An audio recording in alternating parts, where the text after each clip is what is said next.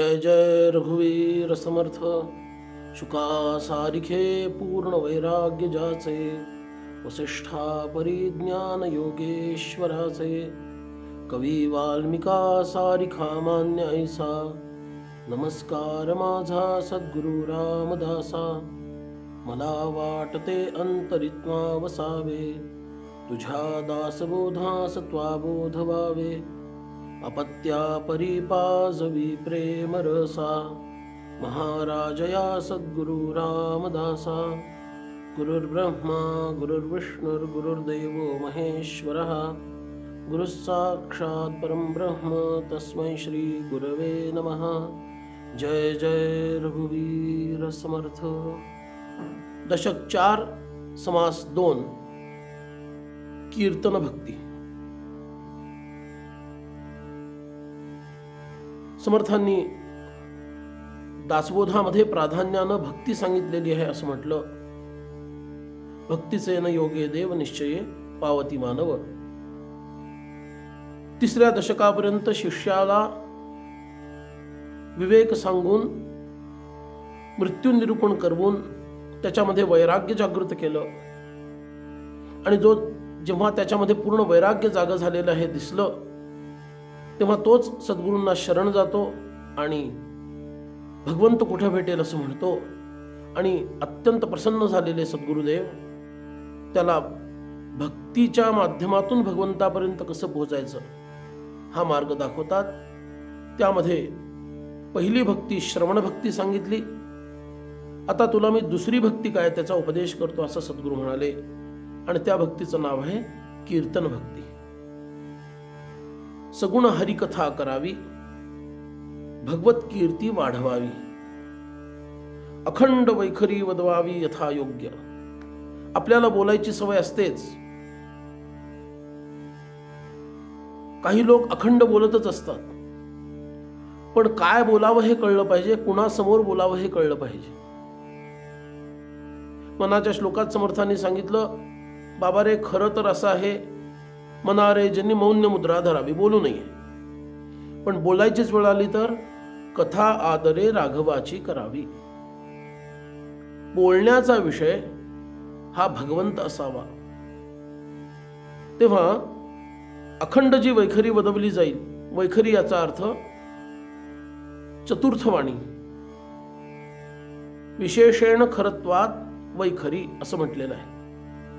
इतर वाणी ज्या 3 आहेत त्या अत्यंत सूक्ष्म आहेत, त्या मानानं ही अधिक स्थूल आहे, म्हणून तिला वैखरी म्हणतात। जे आता मी बोलत आहे ही वैखरी वाणी आहे। तर वैखरीचा विषय हा भगवंत असावा, आणि मग भगवंत हा एकदा विषय झाला की त्यालाच कीर्तन माना, आणि त्यात सुद्धा विशेष करून सगुण हरिकथा करावी। भगवंताच्या सगुण साकार रूपाचं वर्णन, यश कीर्ती प्रताप महिमा याचं वर्णन करणं ह्यालाच कीर्तन किंवा हरिकीर्तन असं म्हणतात, आणि हीच दुसरी भक्ती आहे। महत्वाची एक गोष्ट लक्षात घेण्यासारखी आहे, समर्थांसारखे महापुरुष हे वर्तमानाशी जोडून बोलण्याची अपेक्षा ठेवतात। सध्या कीर्तन हा विषय भक्तीचा कमी आणि कलेचा जास्त झालाय, भक्तीचा कमी आणि कमाईचा जास्त झालेला आहे। जसं ती लहान लहान मुलं रियालिटी शो मध्ये गातात ना, ते लहान लहान मुलांना कीर्तन करायला शिकवतात। त्याचा विरोध मला करायचा नाहीये, पण कीर्तन ही काही कला सादर करण्याची किंवा कमाई करण्याची गोष्ट नाहीये, हे पहिल्यांदा त्या लहान मुलांच्या आईबापांनी लक्षात घ्यायला हवं। टीव्हीवरती एखादा रियालिटी शो करायला लावायचा, त्या मुलांना गायला लावायचं आणि कीर्तन करून घ्यायचं, याच्यामध्ये जमीन आसमानाचं अंतर आहे हे लक्षात घ्यायला हवं। कारण हा भक्तीशी निगडीत असणारा विषय आहे। ठीक आहे, कीर्तन लहान मुलं करू शकत नाहीत असं नाही। ध्रुव, प्रल्हाद, समर्थांसारखे लोक लहानपणापासून भगवत भक्त आहेत, पण ती भक्ती रुजल्यानंतर जे काही बोललं जाणं आहे हे कीर्तन आहे। तेव्हा ही फार मोठी जबाबदारी वक्त्यावर आहे आज, व कीर्तनाच्या अंतर्गतच प्रवचन सुद्धा विषय आला। निरूपण हा सुद्धा विषय आला. या सगळ्यांचं दायित्व मुख्य हे आहे की त्याच्या आतमध्ये साधना हवी, जीवन समर्पित त्या कार्यासाठी हवं, आणि it should not be a profession in the sense of earning money and fame. याच्यासाठी कीर्तन नाहीये, याच्यासाठी प्रवचन नाहीये. भगवंताच्या जवळ कसं पोहोचायचं याच्यासाठी ते आहे. कीर्तनकार, प्रवचनकार हा स्वतः साधक असला पाहिजे, स्वतः कुठल्या तरी गुरुगृही सेवा करणारा असला पाहिजे. स्वतः एकांतामध्ये साधन केल्यानंतर, तसा आदेश निर्देश प्राप्त झाल्यानंतर त्यांनी हे प्रारंभ केलेलं असलं पाहिजे. पण बाजारूपणा सगळीकडे वाढल्यामुळं याचं स्वरूप बदललेलं आहे. समर्थ इथं आपल्याला सांगतायत, आपुलिया सुखस्वार्था केलीच करावी हरिकथा, हरिकथे विण सर्वथा राहोची नाही. सुखस्वार्थ, जिथं किती श्रोते आलेत याची अपेक्षा नाहीये, धनाढ्य आहेत की मध्यम आहेत की गरीब आहेत याची अपेक्षा नाहीये. कितीतरी मोठे सत्पुरुष असे होते की जे भगवंताकडे बघून कीर्तन आणि प्रवचन करत असत. इतकं अंतःकरणापासून ते भगवंताचं गुणगान करत असत की ज्या भगवंताच्या मंदिरामध्ये किंवा सभेमध्ये ते बसलेले आहेत त्याच्याकडे पाहूनच ते कीर्तन करत, अरे आजूबाजूला कोण बसले याचंही त्यांना भान नसे. आपुल्या सुखस्वार्था केलीच करावी हरिकथा. आणि पुढे समर्थ म्हणतात, हरिकथे विण सर्वथा राहोची नाही. प्रत्येकानं हरिकथा करावी असं समर्थांचं म्हणणं नाही. ज्याचा जो अधिकार आहे, ज्याला जे विहित भक्तीचं स्वरूप आहे ते त्यांनी करावं. पण ज्याच्यासाठी हे विहित आहे त्यांनी मात्र त्याच व्यासंगामध्ये राहावं. म्हणून त्याच्या आधी ते म्हणतात, बहुत करावे पाठांतर, कंठी असावे ग्रंथांतर, भगवत कथा निरंतर करीत जावी. हे पाठांतर होण्यासाठी काही विशिष्ट प्रकारची साधना उपासना त्याला करावी लागेल. तेव्हा आपली स्मृती, स्मरणशक्ती ही दृढ होते आणि त्याचा अर्थ नेमका काय आहे हे लक्षात राहतं, जे आपण बोलत आहोत ते. आणि या बाबतीमध्ये त्यांनी नित्य नवा हव्यास धरावा, साक्षेप उदंडची करावा, अधिक अधिक ज्ञान संपादन करत राहावं, अधिक अधिक मिळवत राहावं, आणि ते आत्मसात करण्याचाही त्याचा अभ्यास असला पाहिजे. हरिकीर्तन करण्यासाठी तो तत्पर असला पाहिजे. त्याच्यामध्ये सभाधरिष्ठ असलं पाहिजे, त्याच्यामध्ये वेगळ्या वेगळ्या कला असल्या पाहिजेत, वाणीवर नियंत्रण असलं पाहिजे, शुद्ध उच्चार आचार त्याच्याकडे असला पाहिजे, अर्थाचा पूर्ण आतमध्ये प्रकाश असला पाहिजे, आणि मुख्य म्हणजे तो साधक असला पाहिजे. हे समर्थ सांगतायत. भगवंताला कीर्तन अत्यंत प्रिय आहे. कीर्तनानं भगवंत समाधानी होतो, आम्हीही समाधानी होतो. आणि म्हणून अनेक लोकांच्या उत्कर्षासाठी, उद्धारासाठी हरिकीर्तन हे कलियुगामधलं साधन सांगितलेलं आहे. मग ज्यांनी श्रवण करायचं आहे त्यांनी कीर्तन श्रवण करावं, कथा श्रवण करावी, आणि ज्याला ते सांगायचं आहे त्यांनी भक्ती म्हणून कुणाला उपदेश देतो या भावनेनं नव्हे, किंवा याच्यापूर्वी सांगितलं त्या उद्देशानं नव्हे, तर मी ही भगवंताची भक्ती करत आहे या उद्देशानं त्यानं कीर्तन, प्रवचन, कथा करायला हवी. हे विसरता कामा नये. कीर्तन ही भक्ती आहे हे ठळकपणे त्या कीर्तनकाराला, त्या प्रवचनकाराला माहीत पाहिजे. त्याचं भान त्याच्या हृदयामध्ये जागृत असलं पाहिजे. मग ते करताना वेगळ्या वेगळ्या प्रकारच्या भगवंताची ध्यानं, त्याची रूपं सांगता आली पाहिजेत, त्याचे अलंकार, त्याची आभूषणं काय आहेत हे त्याला सांगता आलं पाहिजे. आणि असं काही ध्यानमूर्ती त्यांनी आपल्या वाणीच्या सामर्थ्यानं श्रोत्यांच्या हृदयावर ठसवली पाहिजे की कीर्तन ऐकता ऐकता त्या भगवंताचंच दर्शन आम्हाला झालं की काय, असं प्रत्यंतर त्या श्रोत्यामध्ये यायला पाहिजे, असं समर्थांना अपेक्षित आहे. भगवंताचं यश, त्याची कीर्ती, त्याचा प्रताप, त्याचा महिमा हा त्या कीर्तनामध्ये गायला गेला पाहिजे. कारण भगवंत भक्तांचा आत्मा ह्यानंच संतुष्ट होतो. त्याला तबला, पेटी, मृदुंग, टाळ मंजिरा, वीणा, सतार, बासरी अशा तंतुवाद्य, तालवाद्य, सुशीरवाद्य आणि टाळ म्हणजे घनवाद्य अशा विविध वाद्यांचाही त्याला सहयोग हवा. कारण धन्य ते गायनी कळा या एका पदामध्ये समर्थांनी संगीताचं खूप मोठं महात्म्य सांगितलेलं आहे. संगीत गायन दे रे राम, आलाप गोडी दे रे राम, धात माता दे रे राम, अनेक धाटी दे रे राम, रसाळ मुद्रा दे रे राम, दस्तक टाळी दे रे राम, जाड कथामज दे रे राम. असं सर्व काही या कीर्तनकाराकडे असायला हवं आणि कारुण्य प्रधान कीर्तन व्हावं. करुणा कीर्तनाचे चालोटे, कथा करावी घडघडाटे, श्रोतयांची श्रवण फुटे, आनंदे भरावी. भगवंत कसा करुणामय आहे आणि हा करुणामय असणारा भगवान कशा पद्धतीनं आपल्या भक्ताचं रक्षण करतो, त्याचं संरक्षण करतो.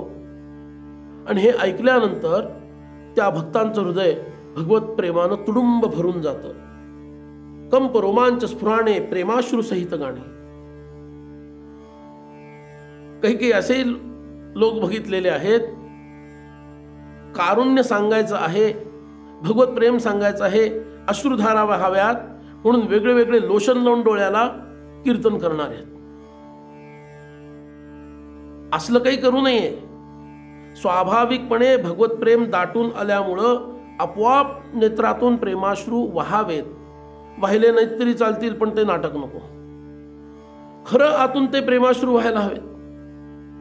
आणि त्या प्रभावानं समोर बसलेले 100, 500, 1000 जेवढा काही श्रोता वर्ग आहे, हा सर्व श्रोता वर्ग त्यानं प्रभावित होतो आणि त्याचा परिणाम भगवंताचं प्रेम त्याच्या हृदयामध्ये प्रस्फुरित होण्यासाठी त्याचा उपयोग होतो. अनेक काव्य प्रकार या कीर्तनकाराला ज्ञात हवेत. नृत्याचीही कला त्याला ज्ञात हवी. आणि सध्या थोडा जो प्रकार कमी प्रमाणामध्ये प्रचलित आहे कीर्तनात, तोही समर्थांनी सांगितला. वीर भाटीव, वीर रस सुद्धा त्या कीर्तनात असला पाहिजे.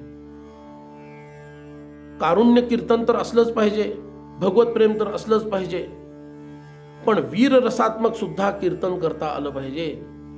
आणि अशी कीर्तन समर्थांनी केली म्हणून राष्ट्राच्या समोर इतकी मोठी समस्या जी पारतंत्र्याची होती ती दूर करण्यासाठी या समर्थांच्या आणि समर्थ संप्रदायातल्या रामदासी लोकांच्या कीर्तनाचा उपयोग झाला. पण ते फार गंभीर असू नये, आधेमध्ये विनोदही करावेत याला समर्थांनी मुभा दिली.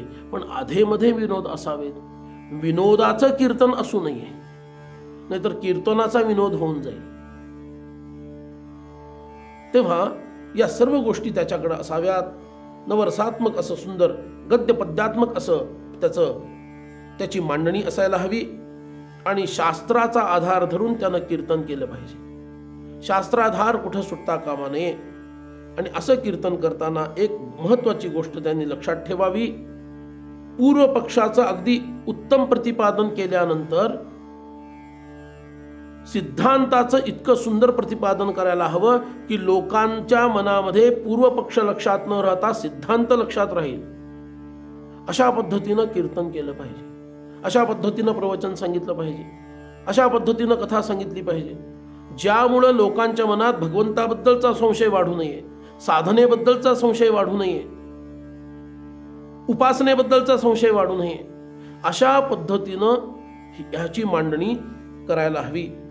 त्यामध्ये सगळ्यात महत्वाची गोष्ट म्हणजे कीर्तनकार स्वतः आचारनिष्ठ असायला हवा. आणि त्या संदर्भात समर्थ म्हणतात, ब्राह्मण्य रक्षावे आदरे, उपासनेची भजनद्वारे गुरु परंपरा निर्धारे चळवचन द्यावी. निर्धार त्याचा पक्का हवा. माझ्या गुरु परंपरेमध्ये, महान अशा गुरु परंपरेमध्ये जे काही सांगितलेलं आहे, आणि सध्याच्या काळात ही गोष्ट सांगणं खूप गरजेचं आहे, कारण काळाला अनुरूप वागण्याची प्रवृत्ती सगळ्यांमध्येच होते. काळाला पुरून उरेल तो खरा. माझ्याकडे जर सत्य असेल तर मी काळापुढं त्याच्यात बदल करणार नाही. जे सत्य आहे ते मी सत्याच्या मार्गानंच पुढे जाईन. काळाला हवं तर बदल करून घ्यावा इतकी म्हणण्याची धमक त्याच्याकडे हवी. आणि म्हणून समर्थ म्हणतात ब्राह्मण्य रक्षावे आदरे, या आचार निष्ठेचा अत्यंत आदर हृदयामध्ये असला पाहिजे. आचारनिष्ठ व्यक्ती, शुद्ध आचरण करणारी व्यक्ती, तिचा प्रभाव पडल्याशिवाय राहत नाही. कारण त्या व्यक्तीमध्ये त्या उपासनेचं तेज निर्माण होतं. असे अनेक थोर सत्पुरुष आपण दाखवू शकतो की ज्यांच्या आचारनिष्ठेच्या प्रभावामुळं त्यांनी 2 साधी वाक्य बोललेली सुद्धा माणसं आयुष्याच्या शेवटपर्यंत लक्षात ठेवतात. आणि आचारनिष्ठ नसणारा असा तासनतास जरी बोलला तरी इतकं बोललेलं सुद्धा त्याचा प्रभाव न पडल्यामुळं विरून जातं. म्हणून समर्थांनी अपेक्षा व्यक्त केलेली आहे. पुढे ते म्हणतात फक्त आचारनिष्ठ असणं हे पुरेसं नाहीये, करावे वैराग्य रक्षण. वैराग्य रक्षण करावं याचा अर्थ प्रवचनामध्ये कीर्तनामध्येच फक्त ते मांडावं असं नाही, स्वतःच्या जीवनामध्ये वैराग्य असायला हवं. कीर्तनाचा तो विषय असलाच पाहिजे, प्रवचनाचा तो विषय असणारच आहे, पण तुझ्या जीवनात आहे का ते वैराग्य? तू कीर्तन प्रवचन करतोस याचा अर्थ तू भक्त आहेस आणि भक्ती म्हणून हे करत आहेस, तुझ्या जीवनामध्ये ते वैराग्य दिसायला हवं. म्हणून समर्थ म्हणतात करावे वैराग्य रक्षण आणि रक्षावे ज्ञानाचे लक्षण, परम दक्ष विचक्षण सर्वही सांभाळी. जो विचक्षण म्हणजे बुद्धिमान आहे, दक्ष आहे, कधी काय बोलावं कधी काय न बोलावं याबद्दल जो दक्ष आहे, कुठं काय बोलावं कुठं काय न बोलावं हे ज्याला कळतं, हे सर्व तो बरोबर सांभाळतो. आणि म्हणून सगुणाचा साकाराचा भगवत भाव हा सामान्य लोकांपुढे मांडावा, त्याला कीर्तन म्हणतात. पण काही अधिकारी श्रोते आले असतील त्यांच्या समोर मात्र अद्वैत म्हणजे निर्गुण निराकाराचाही, भगवंताचं निर्गुण निराकार स्वरूप सुद्धा मांडावं, त्यालाच निरूपण असं म्हणतात असं समर्थांनी सांगितलं. पण ह्यात नियम असा एक सांगितला महत्वाचा, सगुण रक्षून निर्गुण बोलत जावे. सगुणाचा उच्छेद करायचा, सगुण भक्ती खोटी आहे, सगुण भक्ती निकृष्ट आहे याचं प्रतिपादन करण्यासाठी निर्गुणाची स्थापना करायची नाहीये. सगुण रक्षून निर्गुण बोलत जावे, ही फार महत्वाची मर्यादा समर्थांनी सांगितली. आणि हेही पुढे सांगितलं की वक्तृत्वाचा अधिकार जो अल्प साधना करणारा आहे, अल्प अभ्यास करणारा आहे, त्याचा उपयोग नाहीये. वक्ता पाहिजे साचार अनुभवाचा. शक्यतो जो अनुभव आलाय तोच सांगावा. कदाचित विषयामध्ये विषय प्रतिपादन करताना अनुभव नसेल जरी आला तरी अमुक अमुक सत्पुरुषांनी असं म्हटलेलं आहे असं म्हणून सांगावं. आपला स्वतःचा जर अनुभव असेल तर आवर्जून स्वतःचं नाव घ्यायची आवश्यकता नाही, पण तो ठामपणे तुम्ही मांडावा, कारण त्याच्या मागं अनुभूतीचं एक दिव्य तेज आहे. अशा व्यक्तीनंच कथा कीर्तन करावं आणि गुणानुवाद कीर्तन करावं, अशी ही दुसरी भक्ती अशी मी तुम्हाला सांगितली असं समर्थ म्हणतात. आणि त्याची फलश्रुती म्हणतात कीर्तने महादोष जाती, कीर्तने होय उत्तम गती, कीर्तने भगवत प्राप्ती यदर्थी संदेह नाही. कीर्तने वाचा पवित्र, कीर्तने होय सत्पात्र, हरि कीर्तने प्राणी मात्र सुशील होती.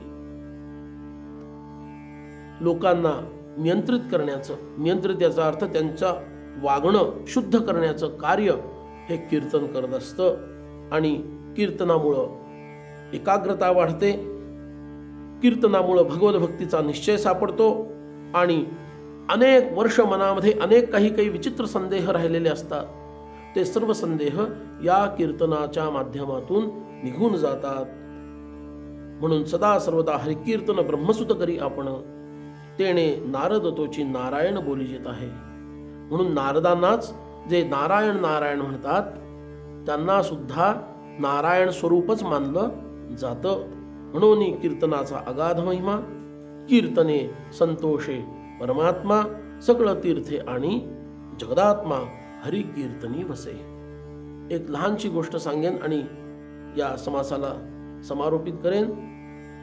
चाफळला समर्थांचे थोर आणि प्रथम शिष्य जे उद्धव गोसावी महाराज यांचं कीर्तन सुरू होतं. चाफळच्या कीर्तनाची पद्धत रामरायांच्या समोर मंदिराच्या बाहेर जे दास मारुती आहेत त्या दास मारुतींकडे पाठ करून, त्यांच्या जवळ उभं राहून दास मारुतींकडे पाठ करून रामरायांकडे तोंड करून कीर्तनकारांनी उभं राहावं आणि श्रोत्यांनी मात्र दास मारुतीकडे तोंड करून बसावं, अशी ही मर्यादा तेव्हापासून समर्थांच्या काळापासून होती. त्या कीर्तनाला स्वतः समर्थ उपस्थित होते आणि उद्धव गोसाव्यांचं कीर्तन सुरू झालं. असा काही रंग त्याच्यात चढला.